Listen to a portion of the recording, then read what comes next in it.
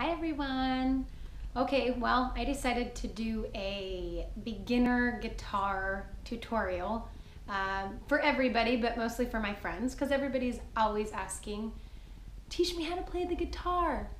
And you know, it's tricky, but you can do it. So I'm gonna show you some basics to get started. So the first thing is, get that guitar and get it out of the case, dust it off, and give it some love. And then you're definitely gonna want to tune it up, okay? So to tune your guitar, you can download a guitar tuner on your phone, or you can go on YouTube and type in standard guitar tuning. So each string, it has a name, and when you're tuning it, there usually is like a little gauge, and you just want it to match up so the note is in tune, because when you're playing the guitar you want it to obviously sound good. So the first string you've got on the top is an E, then an A, D, G, B, E. So each string is going to get in tune by twisting these little tuning pegs over here, and it's really slight and it's really gentle, so you're not cranking them. You're tuning them to get each note matched up. So once you get the tuning out of the way and the guitar sounds good, the next thing you're gonna do is put it on your lap. You should already know one arm goes over and one arm goes under. So the guitar has these things called frets, and I tell the kids that they're like little car parking spots. So each fret has a count. So first fret, second fret, third fret, fourth fret, fifth fret, and so on. So you need to know that because your fingers are going to go in different frets for the chords. So today what I'll do is I'll just teach you 2 chords, and sometimes you see guitar players using this. It's called a capo. Clips onto the neck, and essentially what it does is the higher the capo is, the higher the note is going to be. So maybe you're learning a song and it's not in your range to sing it, so you're going to use a capo. I do it all the time. And then the next thing is, if you want to be super cool, you could use a pick. I always use a pick, not to be cool, but just because I like to use it because it makes it louder. You don't have to though. You can strum, you can play with your fingers. Just strum with your fingers, or you can strum with a pick. So I'm going to use it today. So the first thing, I'm going to teach you 2 chords. The first chord I'm going to teach you is a D. D is in a lot of songs, and it's not too hard. So what you're going to do is, for D, you're going to use your pointer finger first. It's going to be in the 2nd fret, and you're going to count up to the 3rd string. So starting from the bottom, you're going to go up to the 3rd string. So my pointer finger is now on the 3rd string up, okay? My middle finger is going to go down on the bottom string, that high E, okay? And those 2 fingers are in the 2nd fret. My ring finger is going to go in the 3rd fret, right in the middle.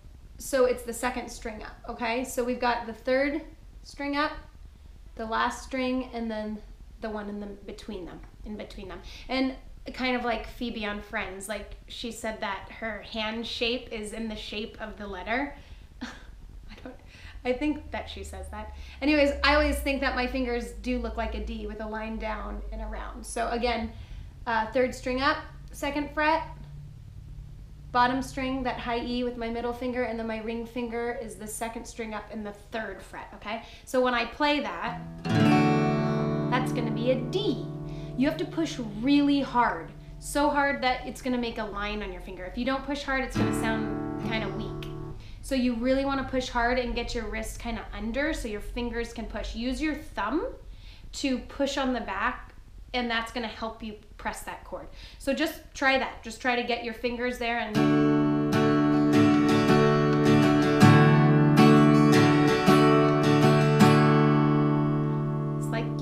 play a song already. So that's your D, okay? I think that's probably one of the first chords I ever learned when I was maybe in 5th grade. The next chord I'll show you is an A. And an A is all going to be in the 2nd fret. So it's pretty easy. An A, you're going to start with your pointer finger and count the 3rd string down.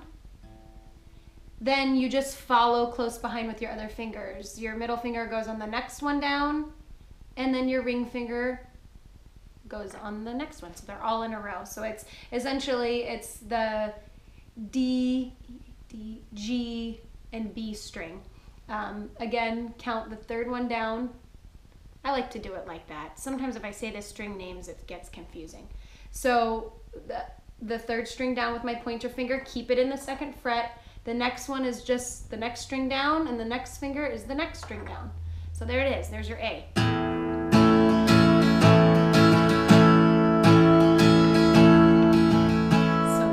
now you can try to put the 2 together. So you can try, now this is where you're going to get frustrated probably and throw your guitar or drink another glass of wine or whatever, or put your guitar back in the case. But try to work through it. So you're going to try to go from D to A, and that again is the tricky part. So if you're strumming your D, remember, find your spot. Do a gentle pickup with your fingers and then place them on the next strings.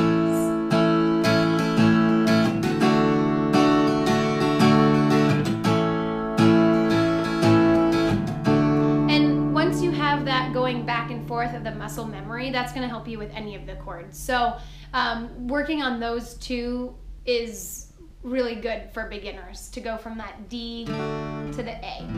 Remember to really drop your wrists and really push with your thumbs so your fingers are really pressing on the strings. That's the biggest complaint with beginners when I teach them, is their fingers hurt. So yeah, they hurt. I mean, it's part of it, and you'll get little calluses on your fingers maybe to help with it. But hopefully somebody's gonna try this, and if you do, tell me, because I do get asked a lot about this. So try it out.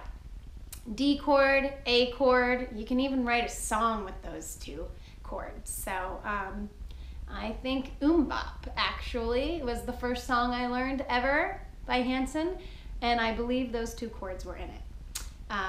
So when you're practicing, it does tend to drive maybe your family or partner or husband or wife crazy when you're doing it over and over again at home. But you know, take some time each day or a couple times a week and just practice it. So you can do it. I'll try to do more of these. Maybe we'll go to 2 more chords the next time, and then work our way up to maybe covering a song. So anyways, I hope you liked it. I did this for fun, and I'll see you soon. Bye.